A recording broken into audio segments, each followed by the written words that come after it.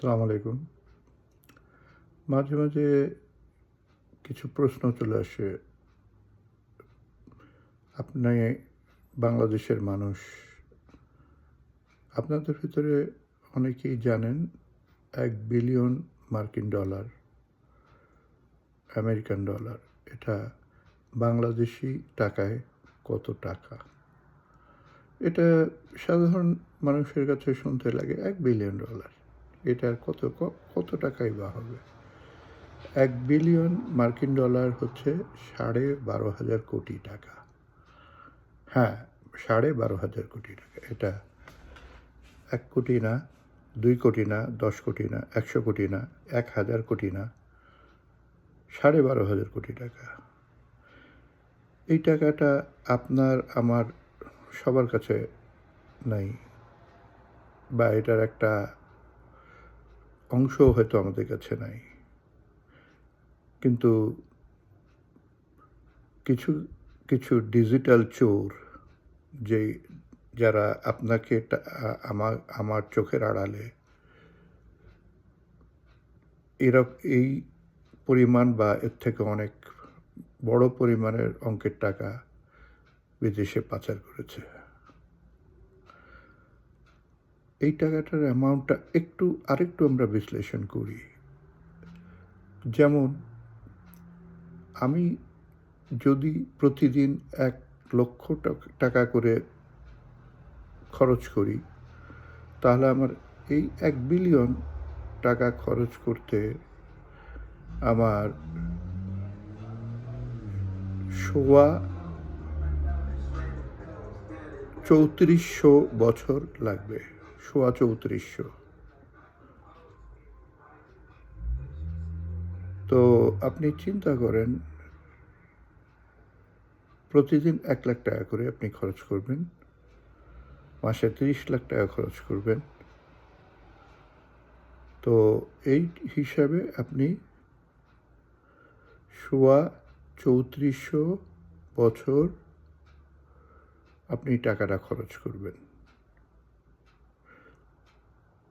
১ বছর না, ২ বছর না। মানুষ বাঁচে কতদিন?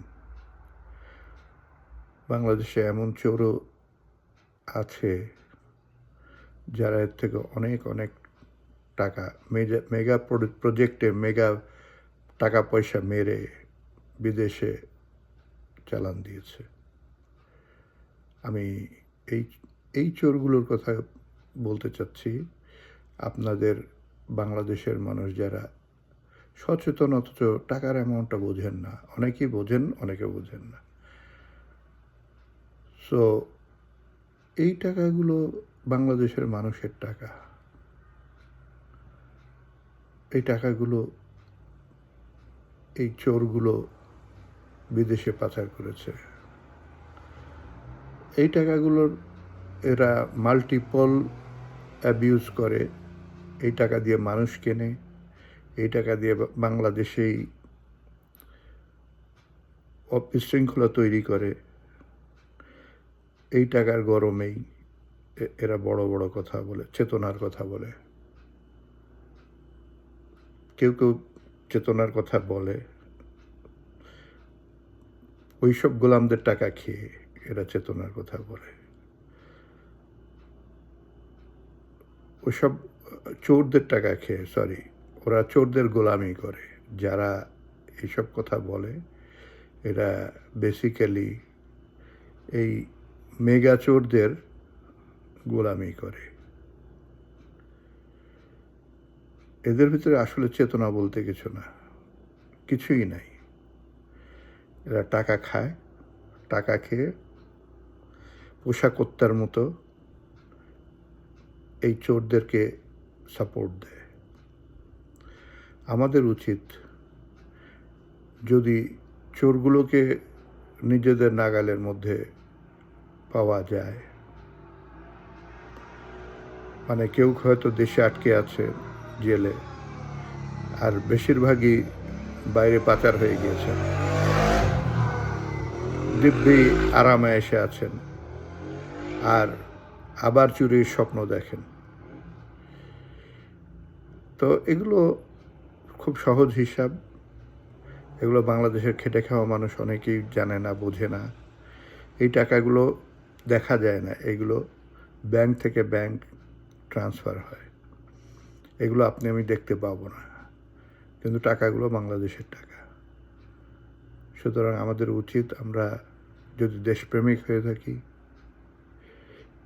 এই টাকাগুলোকে কিভাবে রিভার্স করা যায় এটা আমাদেরকে চিন্তা করতে হবে। কারণ এই চোরদের হাতে এই টাকাগুলো বাংলাদেশের মানুষের আরও ভবিষ্যৎ ক্ষতির জন্য ব্যবহৃত হবে। এটাই তাদের প্রজেক্ট ছিল।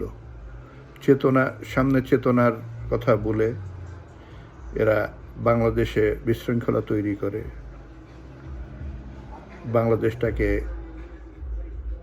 গ্লোবালি বা বৈশ্বিকভাবে দুর্বল করার চেষ্টা করে। সুতরাং এদেরকে আমাদের প্রতিহত করা প্রয়োজন আছে। দেশকে আমাদের সবারই ভালোবাসা উচিত, আর আমাদের চেতনা এটাই। ভালো থাকবেন। খুদা হাফেজ।